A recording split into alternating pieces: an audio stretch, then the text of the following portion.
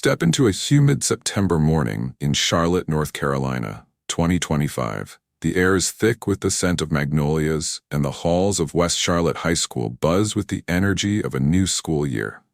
But beneath the surface, old wounds fester. Wounds of race, privilege, and power.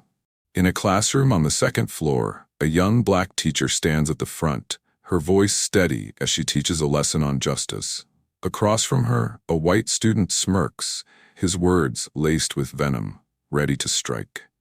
This is the story of Aisha Brooks, a teacher caught in a storm of prejudice and the battle that will shake this school to its core. A battle where family ties, racial divides, and the fight for justice collide in a crescendo of raw emotion. The bell rang at 9 a.m., a sharp clang that echoed through the halls of West Charlotte High School, signaling the start of third period. Students shuffled into room 204, their sneakers squeaking on the linoleum floor, backpacks slung over shoulders, voices a chaotic hum of teenage chatter. The classroom smelled faintly of chalk dust and the lingering citrus of someone's body spray. The walls adorned with posters of literary giants, Shakespeare, Toni Morrison, Langston Hughes. At the front of the room, Aisha Brooks stood beside a whiteboard covered in notes, her marker poised as she waited for the class to settle. At 30 years old, Aisha was a striking figure, tall and slender, with deep brown skin that glowed under the fluorescent lights, her hair styled in neat braids that fell past her shoulders, and eyes that held a quiet intensity, a mix of warmth and steel. She wore a navy blazer over a white blouse, her skirt a soft gray, professional but approachable. The kind of outfit that said she took her job seriously, but wasn't afraid to connect with her students.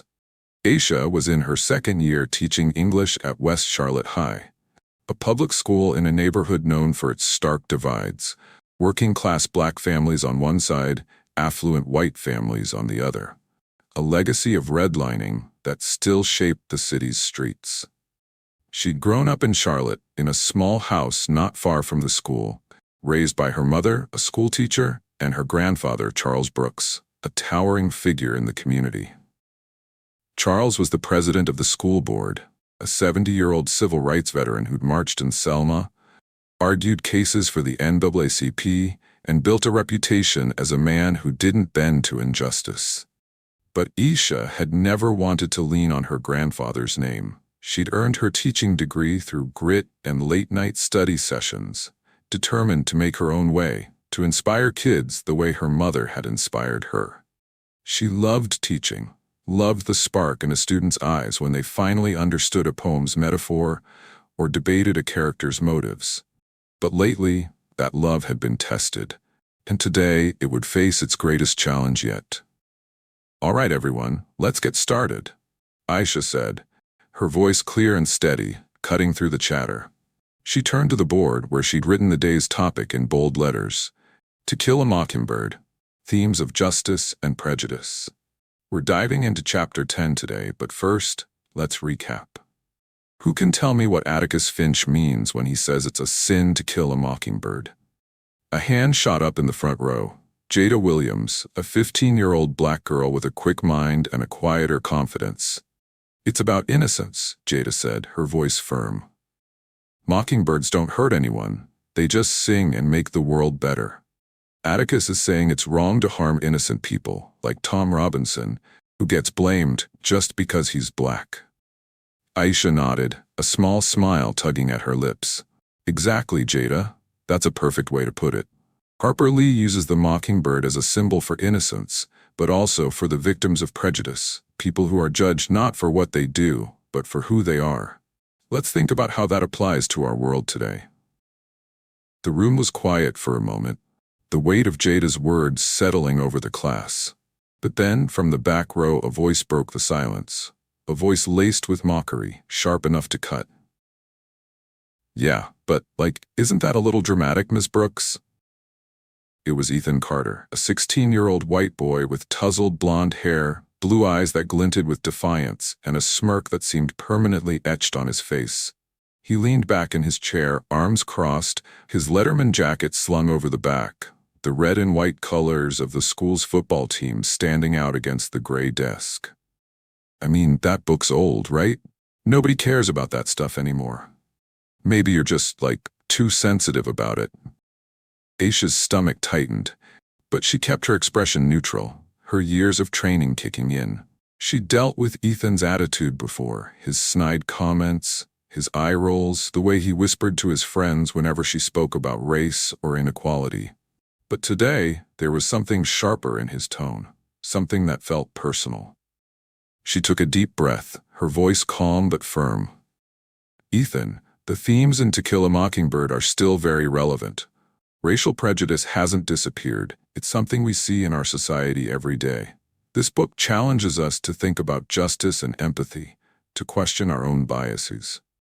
Ethan snorted, loud enough for the whole class to hear. And a few of his friends, other white boys in the back row, chuckled along with him. "Sure, Miss Brooks," he said, his voice dripping with sarcasm. "But maybe you're just here to fill a quota, you know? Like they had to hire a black teacher to make the school look good. Bet you don't even really get this book. Did you even go to a real college, or was it one of those special programs?" The room went silent, the air thick with tension. Aisha felt the words like a punch to the gut, her breath catching in her throat. The insult wasn't just about her. It was about her race, her worth, her very presence in this classroom. She saw Jada's hands clench on her desk, saw Liam, a quiet white boy who sat near the window, shift uncomfortably in his seat. A few students laughed nervously, but others looked down, their faces tight with unease. Aisha's heart pounded, her mind racing. She wanted to scream, to walk out, to cry, but she couldn't. She was the teacher. She had to stay in control. "Ethan," she said, her voice steady despite the tremor in her chest, "that kind of language is unacceptable.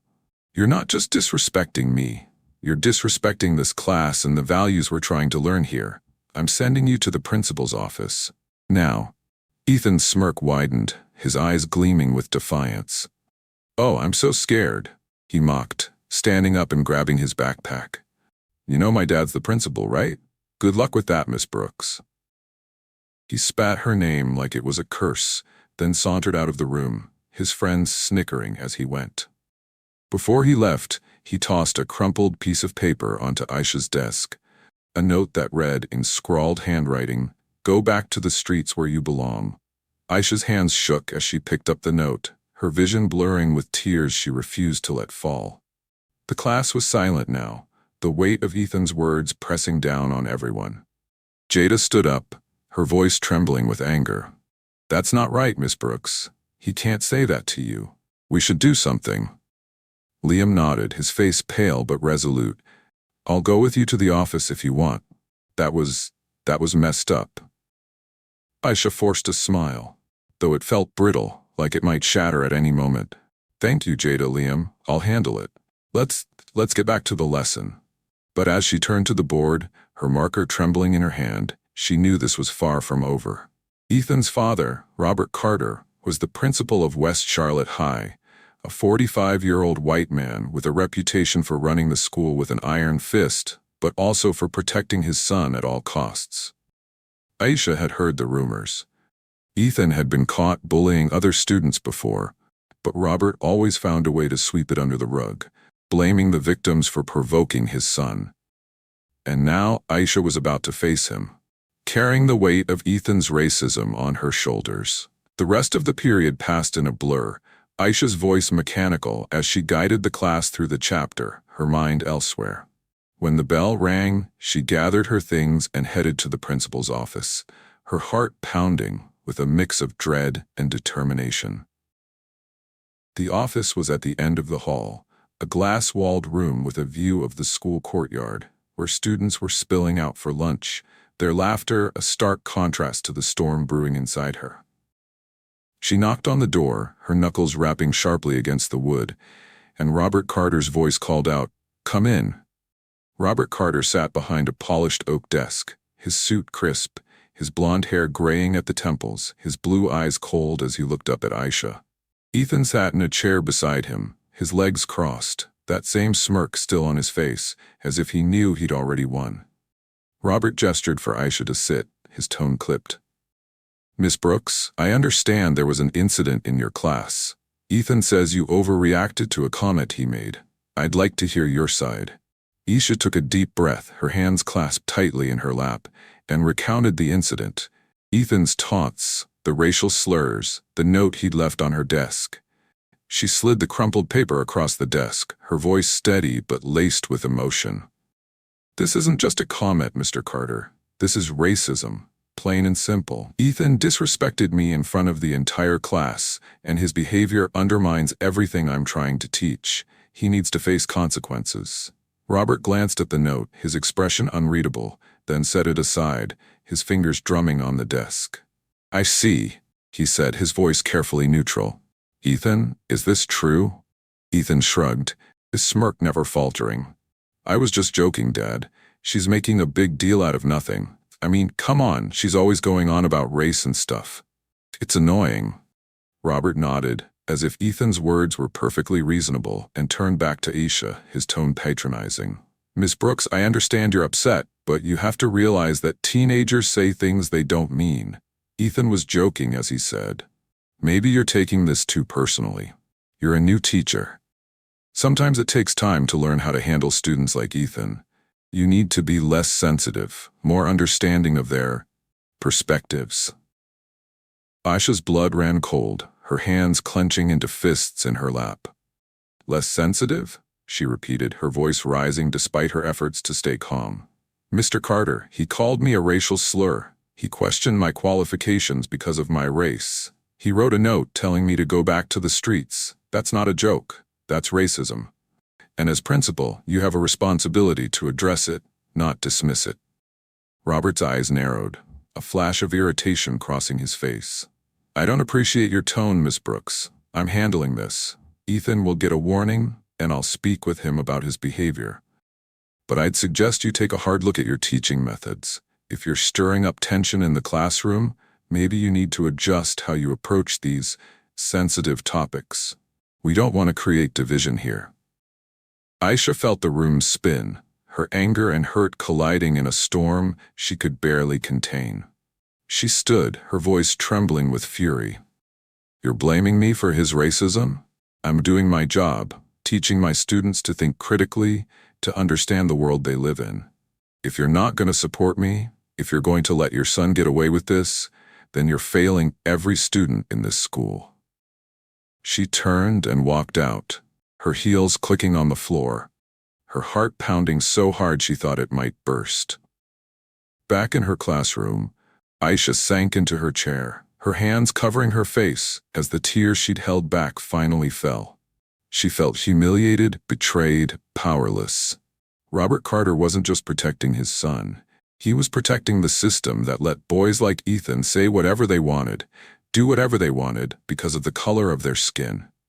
She thought of her grandfather, Charles, the man who'd taught her to stand tall, to fight for what was right. She wanted to call him, to tell him everything, but she hesitated. She'd always wanted to prove she could handle things on her own, that she didn't need his influence to succeed. But now, she wasn't so sure. Meanwhile, Jada and Liam were taking matters into their own hands. During the incident in class, Jada had quietly pulled out her phone, recording Ethan's taunts, capturing the moment he threw the note, the laughter of his friends, the pain on Aisha's face. She and Liam, united by their disgust at Ethan's behavior, decided to send the video to the school board. We can't let this slide, Jada said, her voice fierce as they sat in the library during lunch, uploading the video to an email. Miss Brooks doesn't deserve this. Someone needs to know. Liam nodded, his hands trembling as he typed the message. My dad always says if you see something wrong, you gotta speak up. Ethan's dad isn't gonna do anything, but maybe the school board will. They addressed the email to Charles Brooks, the school board president, not knowing that Charles was Aisha's grandfather, not knowing the storm they were about to unleash. That evening, Charles Brooks sat in his home office, a modest room lined with bookshelves and framed photos of his family. His daughter, Aisha's mother, who'd passed away 5 years ago. Aisha on her college graduation day, beaming in her cap and gown, and pictures of himself in the 1960s. marching alongside Dr. King, his face set with determination. At 70, Charles was a man of quiet power, his gray hair close-cropped, his dark eyes sharp with the wisdom of a lifetime spent fighting for justice. He'd seen the worst of racism, segregation, lynchings, the fire hoses in Birmingham, and he dedicated his life to dismantling it. One case, one policy, one fight at a time. As president of the Charlotte-Mecklenburg School Board, he oversaw dozens of schools, ensuring they upheld the values of equity and fairness he'd fought for all his life. His phone pinged with an email notification, and he opened it, his brow furrowing as he read the subject line. Urgent. Incident at West Charlotte High. The email was from two students, Jada Williams and Liam Harper, and it included a video attachment. Charles clicked play, and his heart sank as he watched the scene unfold. Ethan Carter's cruel taunts, the racial slurs, the note, Aisha's pained expression as she tried to maintain control. When the video ended, Charles sat back in his chair, his hands trembling with a mix of rage and sorrow. Aisha was his granddaughter, his pride and joy, the girl he'd raised after her mother died, the woman who'd inherited his fire and her mother's heart. To see her treated like this, in a school he was responsible for, was a betrayal he couldn't stomach. He picked up the phone and called Aisha, his voice steady but urgent. Aisha, it's Grandpa. I just saw a video from your class today. Why didn't you tell me? Aisha's voice was thick with emotion, her words spilling out in a rush. I didn't want to bother you, Grandpa. I thought I could handle it. But Ethan, he was awful. And his dad, Mr. Carter, he blamed me. He said I was too sensitive, that I needed to change how I teach. I don't know what to do. Charles's jaw tightened, his voice a low growl. You don't have to handle this alone, baby girl. I'm calling an emergency meeting with the school board, the staff, and the parents. This ends tomorrow. The next morning, West Charlotte High's auditorium was packed, the air buzzing with tension as teachers, parents, and board members filed in for the emergency meeting. Aisha sat in the front row, her hands clasped tightly in her lap, her navy blazer a stark contrast to the pale fear on her face. Jada and Liam sat beside her, their presence a quiet support, their phones ready to record if needed. On the stage, Charles Brooks stood behind a podium, his suit impeccable, his expression a storm of controlled fury. Robert Carter sat to his left, his arms crossed, his face a mask of defiance, while Ethan slouched beside him, his smirk gone but his eyes still glinting with resentment. Charles began, his voice deep and resonant, filling the room with the weight of decades of authority. Good morning, everyone. We're here today because of a serious incident at this school. An incident of racial discrimination that cannot and will not be tolerated. Yesterday, one of our teachers, Ms. Aisha Brooks, was subjected to racist taunts by a student, Ethan Carter, in front of her entire class. When she reported this to the principal, Mr. Robert Carter, she was dismissed, blamed for the incident, and told to be less sensitive. This is unacceptable. Murmurs rippled through the crowd, some nodding in agreement, others shifting uncomfortably. Charles raised a hand for silence, then gestured to a screen behind him. I have evidence of what happened. Let's watch. The video played, projected for all to see. Ethan's cruel words, the note, Aisha's pained expression, the laughter of his friends. Gasps echoed through the auditorium, parents whispering to each other, teachers shaking their heads in disgust. Aisha felt her face burn, the humiliation fresh as she watched herself on the screen, but she held her head high, her grandfather's strength anchoring her. When the video ended, Charles turned to Robert, his voice like thunder. Mr. Carter, as principal, your job is to protect your staff and students, to uphold the values of this school. Instead, you protected your son, dismissed Ms. Brooks's concerns, and blamed her for the racism she endured. You failed in your duty, and I'm calling for your immediate suspension pending a full investigation. The room erupted, voices shouting over each other, some in support, others in protest. Robert shot to his feet, his face red with anger, his voice booming. This is outrageous. You're blowing this out of proportion because she's your granddaughter. Ethan made a mistake, yes, but he's a kid. You're turning this into a race issue when it's not. Maybe Ms. Brooks isn't cut out for teaching if she can't handle a little pushback from her students. Maybe she only got this job because of affirmative action. Because you pulled strings for her. The auditorium fell silent, the weight of Robert's words hanging heavy in the air. Aisha's breath caught, her hands trembling as she stood, her voice shaking with fury. "How dare you?" she said, her words echoing through the room. "I earned my degree, my job, my place here. I've spent my life working twice as hard to prove myself, and you have the audacity to say I don't belong because of my race? You're not just defending your son, you're defending racism, and you should be ashamed." The crowd roared, some cheering for Aisha, others shouting in defense of Robert. Charles stepped forward, his presence silencing the room, his voice a blade of ice. "Mr. Carter, you've just shown everyone in this room who you really are.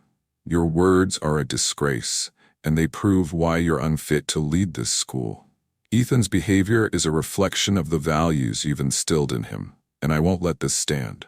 Effective immediately, you're suspended, and Ethan will be suspended for 2 weeks. He'll also attend mandatory diversity training and write a formal apology to Ms. Brooks. This school will not be a safe haven for racism, not on my watch." Robert's face twisted with rage, his voice a snarl. "You'll regret this, Brooks. I'll sue the board, the school, all of you. You're ruining my son's future over nothing." He grabbed Ethan's arm and stormed off the stage, the boy trailing behind him, his head down, the smirk finally gone. The meeting ended with a plan: new policies on racial sensitivity, mandatory training for all staff, and a student-led committee to address discrimination. Aisha returned to her classroom the next day, her head held high, her resolve stronger than ever. Ethan returned after his suspension, quieter now, his friends keeping their distance, the apology letter he'd written sitting on her desk, the handwriting shaky but sincere. Robert was replaced by an interim principal, a black woman who'd taught for 20 years, and the school began to heal, slowly but surely, under her leadership. Aisha sat with her grandfather that weekend, a cup of tea in her hands, the weight of the past week still heavy but lighter now. "I was scared, Grandpa," she admitted, her voice soft. "But you gave me the strength to keep going. Thank you." Charles smiled, his hand resting on hers, his voice warm with pride. "You've always had that strength, Aisha. I just helped you see it. You're changing the world, one classroom at a time. Don't ever stop." And so, in the halls of West Charlotte High, a storm of prejudice was met with a hurricane of justice. Aisha Brooks stood tall, her voice a beacon for her students, her courage a legacy of the fight her grandfather began decades ago. This is a story of resilience, of the power of speaking truth, of the unbreakable bond of family and community. As the sun sets over Charlotte, Aisha's classroom glows with possibility, a reminder that even in the darkest moments, the fight for what's right can light the way forward.